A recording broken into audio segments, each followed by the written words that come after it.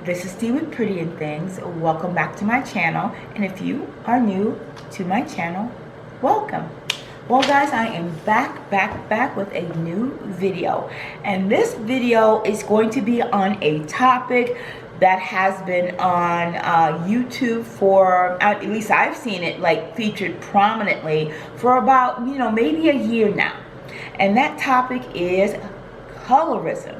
I mean, I keep seeing videos on this all over the place, and I want to discuss it because just like hypergamy for women over 40, colorism and the discussions about colorism is neglecting one like huge group, and that is people like me, the NC50s.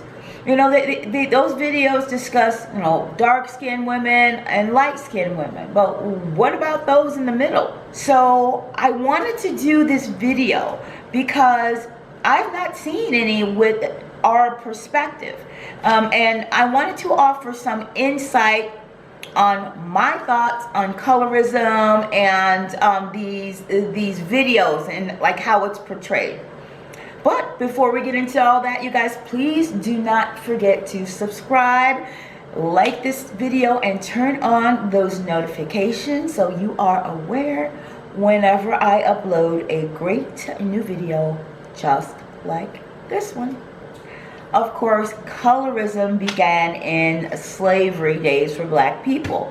The lighter skin slaves were the quote-unquote house niggas, and the darker skinned slaves were the field niggas. And unfortunately, that sort of viewpoint, that sort of attitude has stayed within the black community. Because when I see a lot of these colorism videos, they are very divisive.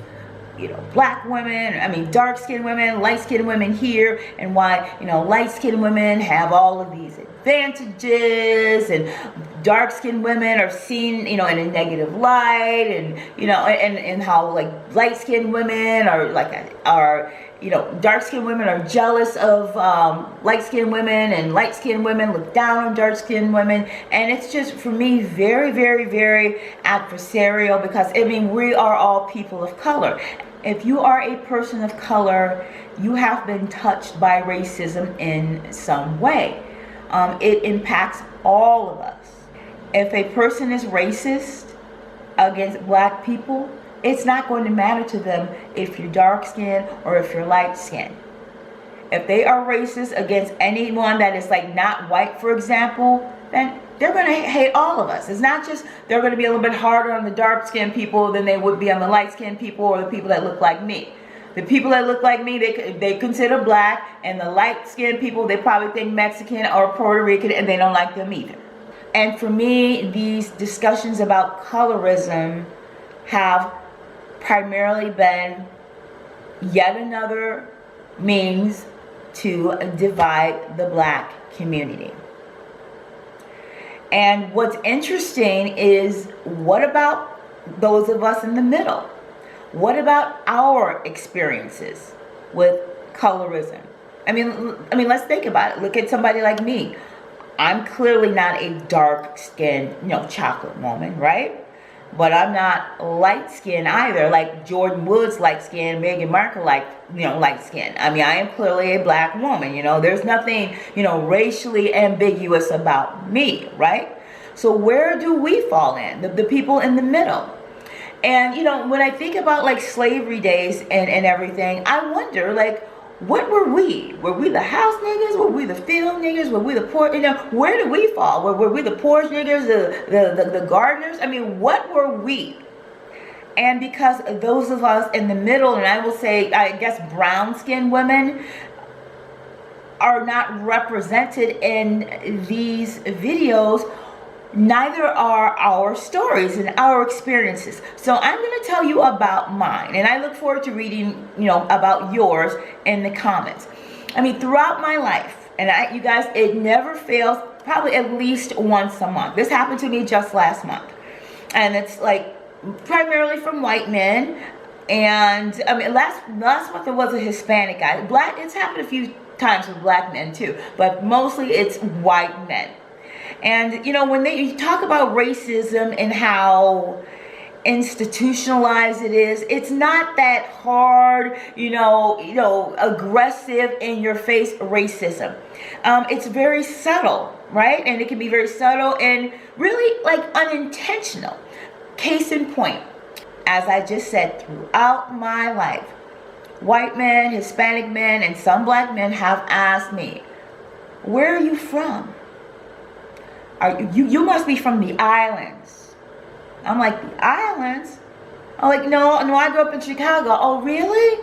Because you look like you mixed with something. You look like you're from like where Rihanna's from, like Barbados or Trinidad, you know? So what does that mean? That means straight up that someone who looks like me, who has this skin tone, couldn't possibly be just black, right? That's what it means. You look a certain way, so you must have some other ethnicity. You can't be just black and look like this. Now, were their comments intended as insults? Absolutely not. They meant them to be complimentary. But what they're saying is that my look does not meet their ideal or what has been stereotyped as a black American woman. And so when it comes to colorisms and experience with regards to colorisms, I think everybody has had them. No, I don't think, I know.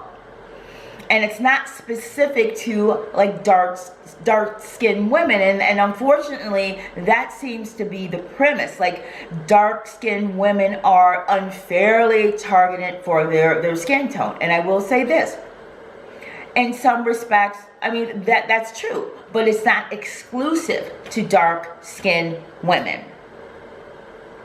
And you know, dark skin is relative, right? There are people who would consider me dark-skinned. I mean, compared to somebody like, let's say, Meghan Markle or Jordan Woods, I'm dark-skinned compared to them. So what is dark-skinned? And so, for example, there was a gentleman, I used the word gentleman loosely. I think he was a basketball player this week. He described black women as bulldogs. He didn't say dark-skinned black women. He didn't say light-skinned black women. He said black women. So that insult was to all of us. And this seems to be a pervasive sort of attitude more and more, unfortunately, within the black community from black men towards black women. And yes, in particular, dark-skinned women. I will absolutely say that. It's so sad, this level of like sort of self-hatred, it seems, that black men have, this resentment towards black women in general. But I will agree that they really sort of hone in on dark-skinned black women.